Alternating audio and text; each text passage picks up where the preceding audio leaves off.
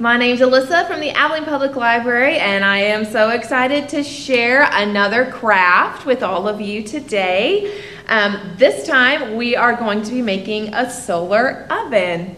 Now, this is one of the crafts that we did over our summer reading club, you know, when there's lots and lots and lots of sun, but there's still some sun now, so it's a great activity that you guys can do as a family together, using some things you probably already have at home, although it does take quite a few supplies.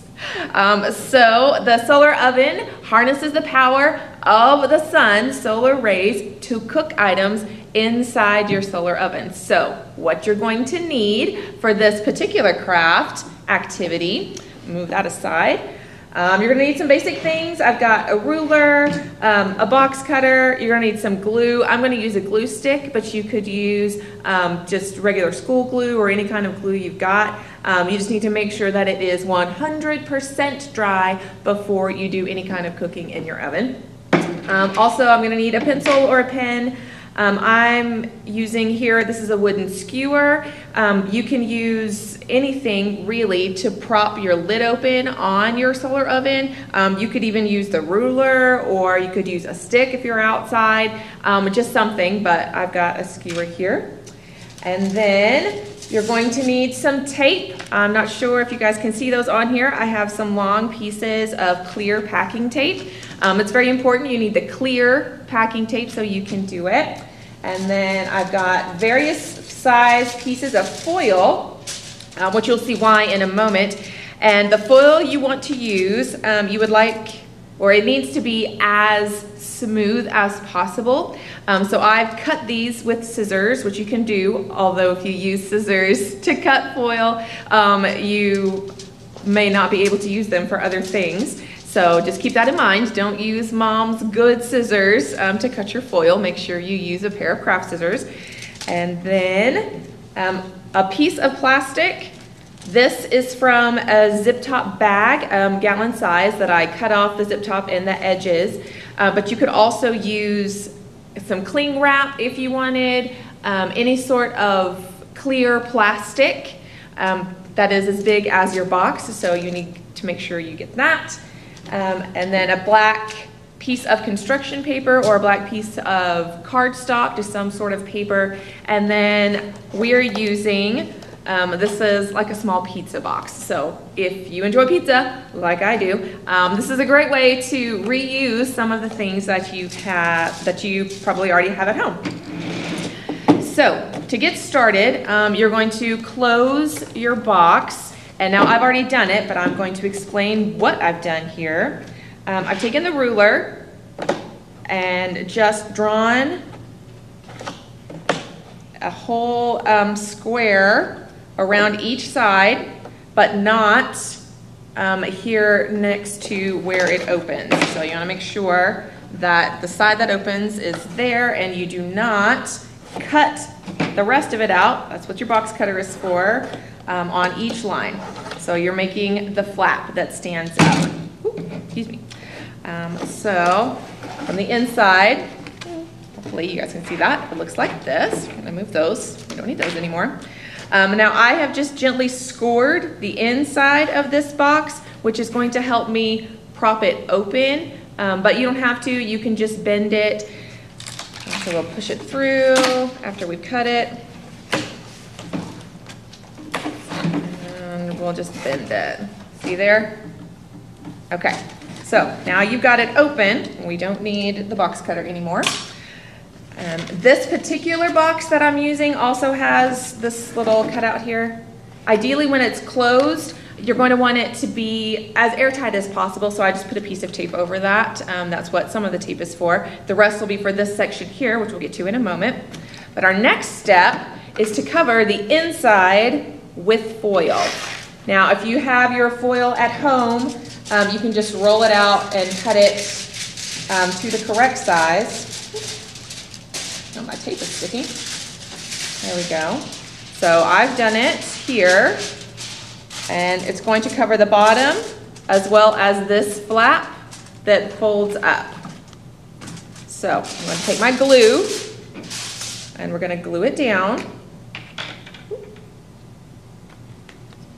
And again, if you're using a liquid glue, just make sure that it is 100% dry before you do any of the next steps, just in case. And you don't want glue in your food, right? Okay, so we got the glue. Glue our foil down. And you want to make sure you glue the shiny side up. So you're looking at the shiny side. And then we're going to put some on this part of our lid, because when we fold it, that's the side that's going to be facing the inside as well. And then the top of your flap gets foiled too. So we're going to do my little strips here on the insides of, again, the box lid.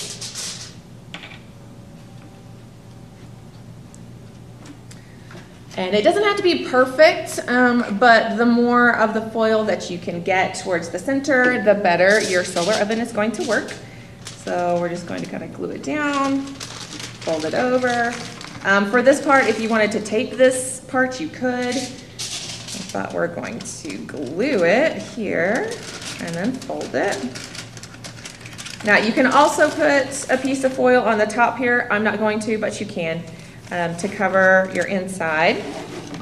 And then, make sure that's nice and glued down. And now we're going to do the flap.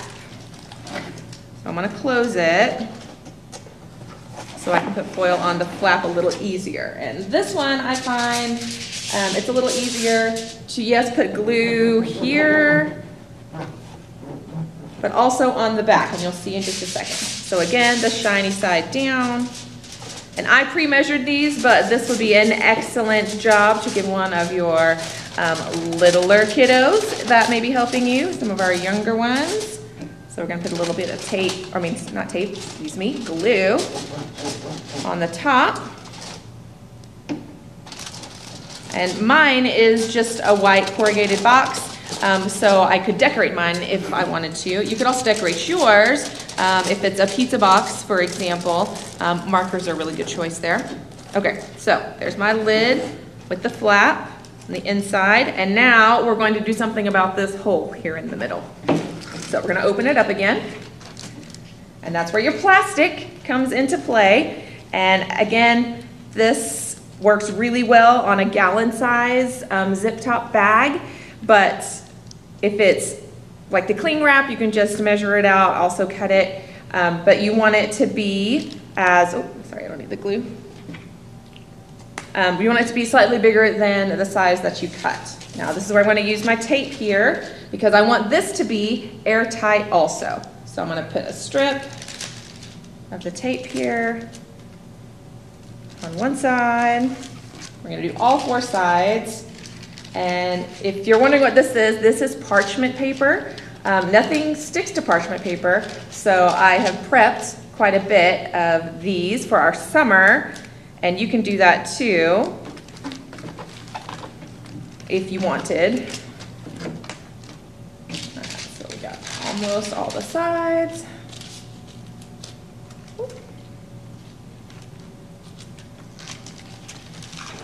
And again, we're using the clear tape so that even if it's poking through on the side, or you can see it through the plastic, that it's not going to impede the solar oven's use. Okay, so again, you want that to be pretty airtight with your clear tape. And I use packing tape. You could use just the regular, like Scotch tape, but you have to use a lot of it. So we're almost done. So there's our plastic.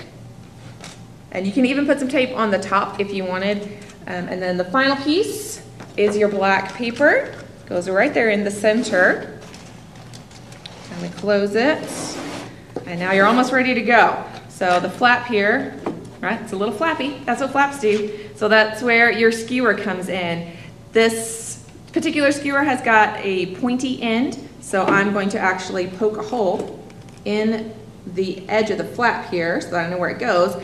And then all you have to do is prop it open. I've used this here, you can use the edge, you can use the side, because how it works is you take it outside. It doesn't have to be direct sunlight, though that is the quickest way to use your solar oven.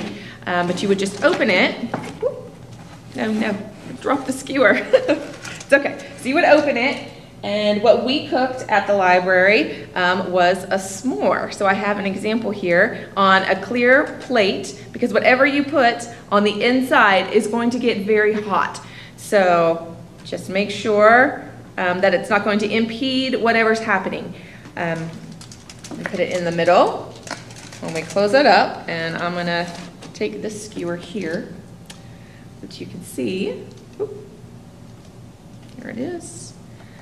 All right, so when you take it outside in the sunshine, sunshine's very important. What's going to happen is the sun's rays will go into your solar oven here. Oh, my marshmallow is a little high. I turn it on its side.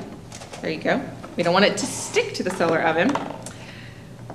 And then what you'll do is find where the sun is at, because you'll use the flap to reflect the rays into the oven, and the foil on the inside keeps the heat. The black construction paper also absorbs some of the heat, so it makes the temperature inside the box very different than the temperature outside the box. And it depends on how long you leave it out, what you're actually cooking in there. I have made solar ovens previously in the past with various different materials, and if you're interested in the different ways to do that, you can certainly look them up online. There's lots of videos involved to show you some different ways to make a solar oven.